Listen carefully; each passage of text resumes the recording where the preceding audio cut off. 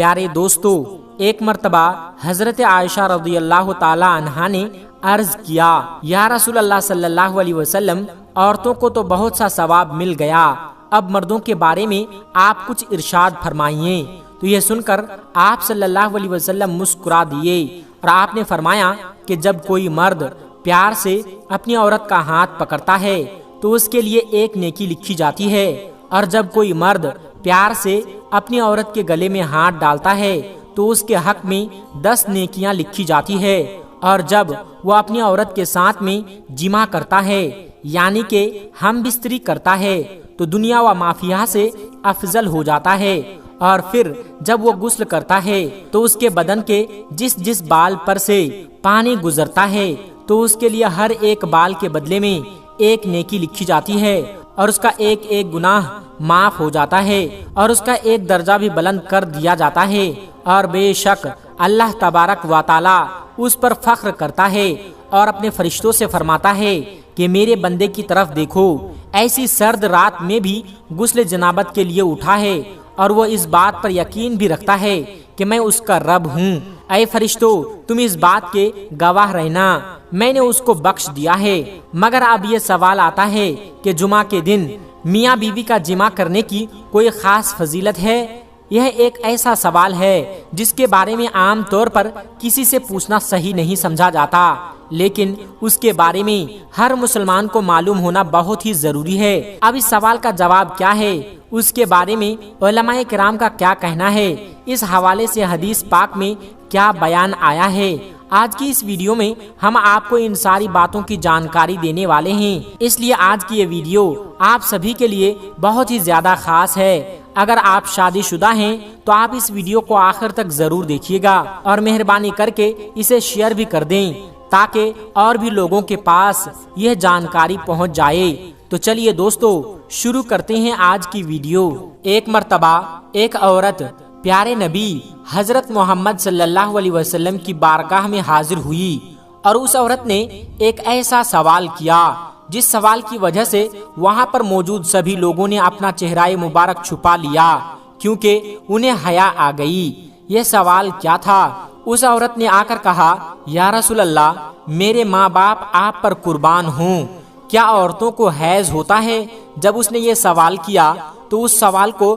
اس وقت کے دور میں اسے اچھا نہیں سمجھتے تھے، یعنی کہ اس سوال کو کوئی پوچھتا نہیں تھا، اس کو باعث شرمندگی سمجھا جاتا تھا۔ لہٰذا نبی کریم صلی اللہ علیہ وسلم نے اس بھرم کو توڑتے ہوئے اس عورت کے سوال کا جواب دیا اور کہا، ہاں، عورت کو حیض ہوتا ہے۔ اب اس سے یہ پتہ چلتا ہے کہ اسلام کے اندر ایسے سوالات کرنا جن کا تعلق ڈائریکٹلی یا انڈائریکٹلی کسی جسمانی کیفیت سے ہو، ان کے پوچھنے سے شرم یا آڑ نہیں کرنی چاہیے، کیونکہ شرم اور آڑ کے چکر میں بعض دفعہ آپ بہت سی ایسی نعمتوں سے محروم ہو جاتے ہیں جن کا آپ کو ثواب ملنا ہوتا ہے۔ کیا جمعہ کے دن ہم بستری کرنے کی فضیلت ہے؟ یہ ایک ایسا سوال ہے جو کہ اکثر اوقات پوچھا نہیں جاتا، لیکن یہ پوچھا جانا چاہیے۔ اس کا جواب کیا ہے، اور علماء کرام اس حوالے سے کیا فرماتے ہیں، اور احادیث میں اس کے حوالے سے کیا بیان آتا ہے، آج کی اس معلوماتی ویڈیو میں ہم آپ کو بتائیں گے۔ اگر آپ نے ابھی تک ہمارے چینل کو سبسکرائب نہیں کیا ہے تو چینل کو سبسکرائب کر لیجئے گا تاکہ آپ کو آنے والی معلوماتی ویڈیو کی اپڈیٹ ہر وقت ملتی رہے۔ تو دوستو، ہم اللہ تبارک و تعالیٰ کے پیارے نبی حضرت محمد صلی اللہ علیہ وسلم پر درود و سلام پڑھ کے ویڈیو شروع کرتے ہیں۔ لوگوں میں یہ بات بڑی مشہور ہے کہ جمعہ کے دن بیوی سے ہم بستری کرنے کی کوئی خاص اہمیت ہے، حالانکہ اس بات کی کوئی اہمیت نہیں ہے، لیکن اس سے متعلق ایک روایت ذکر کی جاتی ہے، اور وہ روایت یہ ہے کہ حضرت ابو ہریرہ رضی اللہ تعالی عنہ سے روایت ہے کہ انہوں نے کہا کہ تم میں سے کوئی عزیز آ گیا ہے کہ وہ اپنی بیوی سے ہر جمعے کو ہم بستری کرے، اور اس کے لیے وہ اجر ہے، ایک اجر وہ اس کا اپنے غسل کرنے کا، اور دوسرا اجر اس کی بیوی کے غسل کرنے کا۔ یہ حدیث 3 راویوں پر کلام ہے۔ رسول اللہ صلی اللہ علیہ وسلم نے یہ فرمایا، جس حدیث کے مطابق جو شخص جمعہ کے دن جنابت کے غسل کی طرح اہتمام کے ساتھ غسل کرتا ہے اور پھر پہلی فرصت میں مسجد جاتا ہے تو گویا اس نے اللہ تبارک و تعالیٰ کی خوشنودی کے لیے اونٹنے کی قربانی کر دی۔ اسی طریقے سے جو دوسری فرصت میں مسجد کو جاتا ہے گویا اس نے گائے کی قربانی دے دی۔ جو تیسری فرصت میں مسجد جاتا ہے گویا اس نے مینڈھا قربان کر دیا۔ جو چوتھی فرصت میں جاتا ہے گویا اس نے مرغی قربان کی، اور جو پانچویں فرصت میں جاتا ہے گویا اس نے انڈے سے خدا کی خوشنودی حاصل کی۔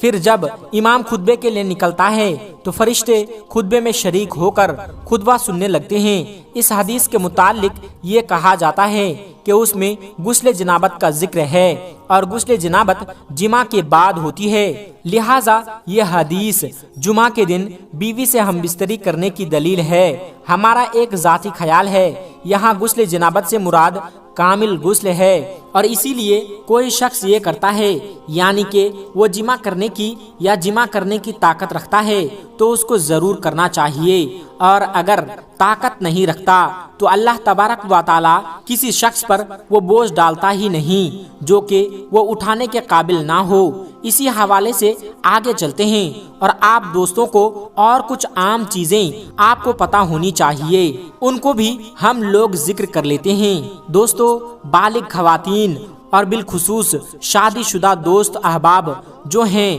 وہ اس ویڈیو کو خود بھی دیکھیں اور اپنے دوست احباب کے ساتھ اسے شیئر بھی کریں تاکہ سب کو اس کا فائدہ پہنچتا رہے۔ ایک معاملہ کچھ یوں ہے، نبی کریم صلی اللہ علیہ وسلم نے جب نکاح کی جو سنت ہے اور اس کے بعد آگے سے آگے بڑھاتے گئے، یعنی کہ آپ کو پتا ہوگا، اس بارے میں شاید آپ نے کہیں پڑھا بھی ہوگا یا ذکر سنا بھی ہوگا کہ جب کسی انسان کو دنیا کے اندر شادی کے حوالے سے کوئی پوچھتا ہے تو بندے کا پہلا جواب ہی یہ ہوتا ہے کہ کیا میرے پاس اتنا مال، اتنی دولت ہے کہ میں شادی کر سکوں؟ کیا میری آنے والی اولاد کو پالنے کے لیے میرے پاس سرمایہ ہوگا؟ جو کہ ضروری ہوتا ہے۔ اس طرح کے جو سوالات ہیں ان کا جواب بھی بڑا اہم ہوتا ہے۔ اب اس جواب کا اگر میں ذکر کروں، آپ دوستوں کے ساتھ شیئر کرتا چلوں کہ دیکھیے، اللہ تبارک و تعالیٰ کی ذات نے قرآن پاک میں فرمایا ہے کہ اولاد کو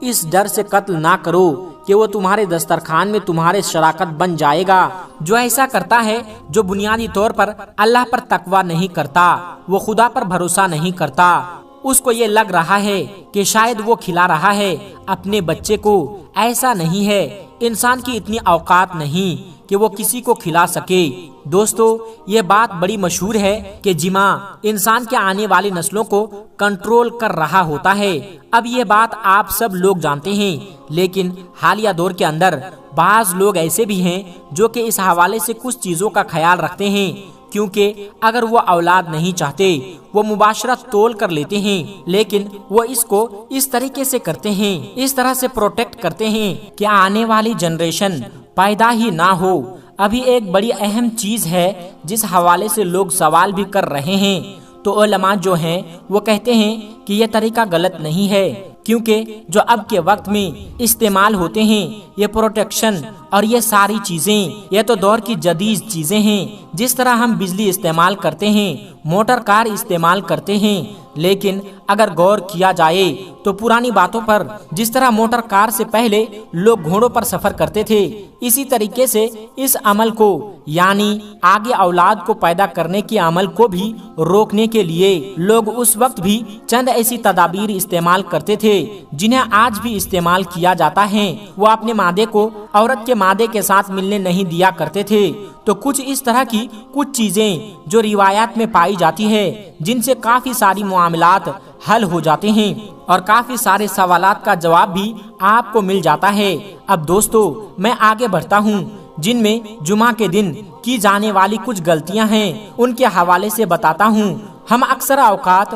کچھ ایسے معاملات کر لیتے ہیں جن کے باعث ہمیں کچھ نہ کچھ وہ پریشانیاں آ جاتی ہے اور پریشانیوں کو فیس کرنے پڑتے ہیں۔ سیدنا عبداللہ بن عمر رضی اللہ تعالیٰ عنہ اور سیدنا ابو ہریرہ رضی اللہ تعالیٰ عنہ نے ایک حدیث بیان کی ہے جس میں نبی کریم صلی اللہ علیہ وسلم سے سنا، آپ اپنے لکڑیوں کے منبر سے فرما رہے تھے کہ لوگوں کے گروہ جو ہیں وہ جمعہ چھوڑنے سے باز آ جائے۔ اللہ تبارک و تعالی ان کے دلوں پر مہر لگا دے گا کہ وہ غافلوں میں سے ہو جائے، یعنی اگر وہ جمعے کی نماز چھوڑتے ہیں تو آپ کے لیے بھی وعید ہیں، آپ جمعہ کی نماز ہرگز نہ چھوڑیں ورنہ آپ کے سینوں پر مہر لگا دی جائے گی۔ حضرت ابو ہریرہ رضی اللہ تعالی عنہ روایت کرتے ہیں، بیان کرتے ہیں کہ نبی کریم صلی اللہ علیہ وسلم نے فرمایا، جمعہ والے دن آتا ہے تو فرشتے مسجد کے دروازے پر رک کر مسجد میں آنے والوں کے نام لکھتے ہیں۔ سب سے پہلے آنے والے کا نام اونٹ کی قربانی دینے والے کے حصے میں لکھا جاتا ہے، اس کے بعد آنے والے کو گائے کی قربانی کی طرح۔ اسی طرح میں نے پہلے بھی حدیث بیان کی، بالکل اسی طرح، یعنی جو جتنا لیٹ آتا ہے اس کا ثواب کا درجہ بھی اتنا ہی کم ہوتا جاتا ہے۔ تو کوشش کریں کہ جلد سے جلد آپ جمعہ کی نماز پڑھنے کے لیے آپ مسجد میں فوراً تشریف لے جائیں اور ثواب کمائیں۔ تو دوستو، آج کی ویڈیو میں بس اتنا ہی۔